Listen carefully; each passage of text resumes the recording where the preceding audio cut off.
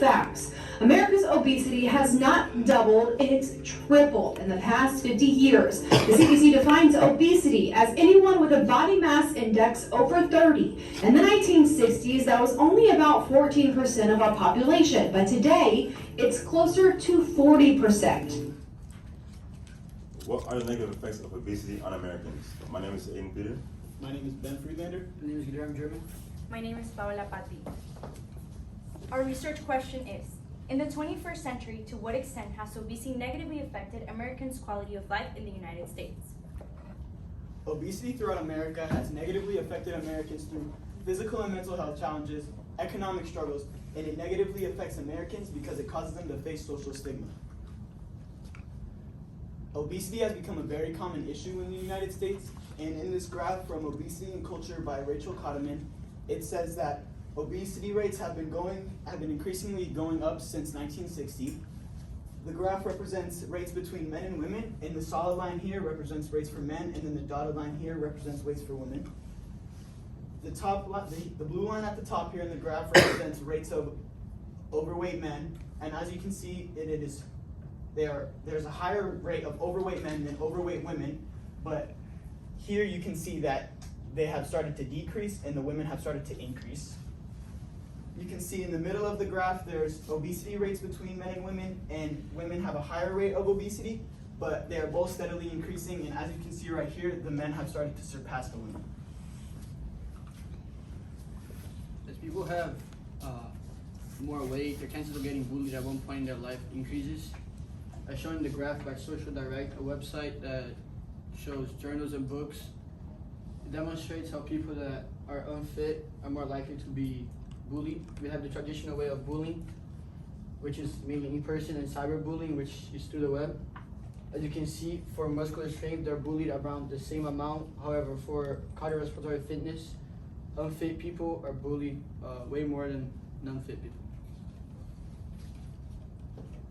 There has been a lasting connection between obese people being able to find a job. Between obese people being able to find a job. Many obese people find it hard to find a job as working under these weight conditions make tasks harder to complete.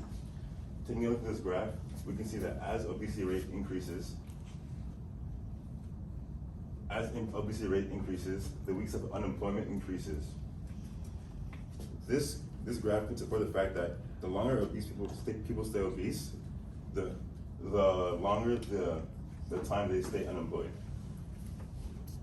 According to Rosalba Radis from the University of London in the Department of Economics, Mathematics, and Statistics, obesity's impact on wage can differ from that on unemployment because, for example, obese workers may be less productive and thus may receive lower wages but still be employed. This means that even if obese people are able to find a job, they still have trouble receiving sustainable pay grade. Another way obesity negatively affects Americans is in the income that they receive. Due to obesity, it's very hard for them to work at a fast rate and thus lowers their production rates. In this graph, the green line represents women and the blue line represents men. As we can see, the higher the percentage of obesity, the less amount of money they make as income is in thousands. According to Susie Newton from the University of Alabama at Birmingham in the Department of Epidemiology, when both genders were combined, mean BMI remained higher among participants with lower life course socioeconomic status compared to those of higher life course. In direct relation to this graph, this means that people with higher BMI will most likely have a lower status, thus resulting in a lower income. BMI is also related to depression because as people have a higher BMI, they suffer more from discrimination, increasing the levels of stress and anxiety, which leads to a higher chance of having depression. As you can see in the graph, the blue line represents women and the red line represents men. As you see, the BMI gets higher of a person, which is the body mass index.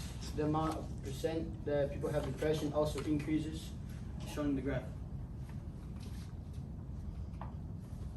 Obesity has been found to increase levels of anxiety and depression and is often known to increase numbers of obesity-driven suicide rates.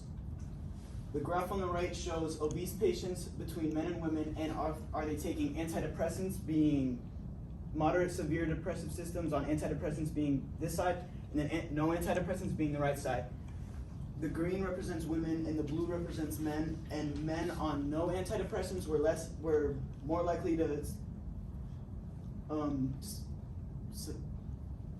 struggle with severe obesity than men on no antidepressants.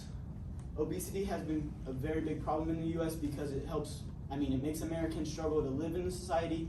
Our society has become very degrading and discriminates people who are obese because of how they look, and it is often struggle. According to Lawrence Libb, doctor and candidate at Emory University School of Law, obesity is a significant, costly, and growing public health problem that demands a multi-layered government response. The law is a powerful tool for influencing behavior and having a meaningful impact on the public's health. In other words, using the law to combat obesity is a major and necessary strategy that will have a powerful impact on the public's practices. With obesity rates going up every year, as we can see in the graph by the National Center for Health Statistics, the United States is faced with an epidemic that leads to thousands of preventable deaths. Therefore, government response is crucial to help address this. According to Deborah L. Road, professor of law and director of the Center on the Legal Profession at Stanford University, zoning regulations are a revenue-neutral way of restricting the location of fast food restaurants near schools or in overserved areas, and increasing the location of healthy food retailers in underserved neighborhoods. Calorie disclosure requirements could cover more establishments and employ more effective color-coding systems. Restrictions on marketing unhealthy foods to children through bans on toy promotions and school advertising are cost-effective ways of changing the environment in which food choices are made. Zoning regulations could help communities that live in food deserts, where access to junk food is greater than to healthy foods due to the greater amount of fast food restaurants, have healthier lifestyles. It is important to note that there are over 6,500 food deserts in America, as the map by the USDA presents. Calorie disclosure requirements have also proven to be one of the most adequate strategies to combat the obesity epidemic, since by providing the consumer with calorie content information, they are more likely to make healthier food choices in their order, as we can see in the chart by the USDA. Moreover, various studies have concluded that through marketing, children are more appealed to junk food. So allowing restaurants to distribute toy incentives as part of meals only if they meet certain nutritional requirements is an excellent government implementation to help reduce this health crisis. A few possible solutions are the government can place laws and regulations offering cheaper healthcare and offer more psychological attention. However, some limitations may be these laws may be costly to implement to the public. Cheaper healthcare can lead to an imbalance in the economy, and obese people may refuse to attend therapy sessions. Solution we came to is offering cheaper and more accessible healthcare and implementing regulations such as calorie disclosure requirements, zoning regulations, and prohibiting toy incentives in non-healthy meals. Thank you.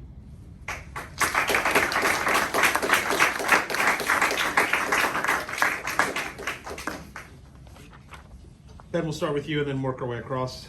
Ben, if you had another team member, what perspective or limitation could they have reached that would have been a contribution to your presentation?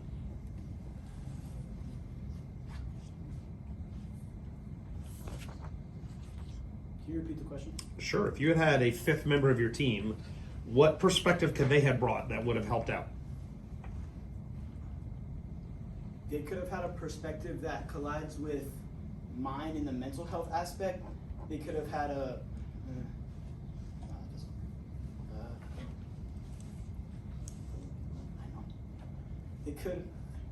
they could have had an aspect that collides with Guy's aspect of a social aspect. The aspect could have been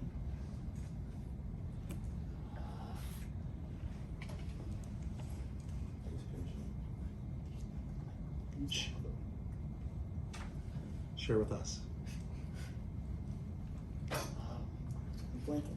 Sorry, this is my bad. All right. It could have had a physical aspect. All right, we'll go on. Aiden, describe an argument from one of your peers' IRRs that makes you think different about your team's solution. An argument from one of my peers' IROs would be Paula's, as however she talks about implementing laws and regulations, the public could still, the obese population could still combat those laws and regulations by just not following them at all. All right. Yi, reflecting on your colleagues' work, which one had the greatest impact on your overall understanding of obesity? I'll use Ben's argument perspective for my understanding of obesity because he shows the health aspects of it, as mine shows social, whether they suffer around people, and his shows what happens to the own person. All right. And Paola Patti, tell me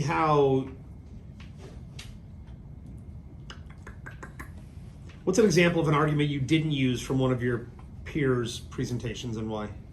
An example of a compelling argument we didn't use in our presentation was Aiden's argument on low incomes, because I don't think it was important to our solution or supported our solution.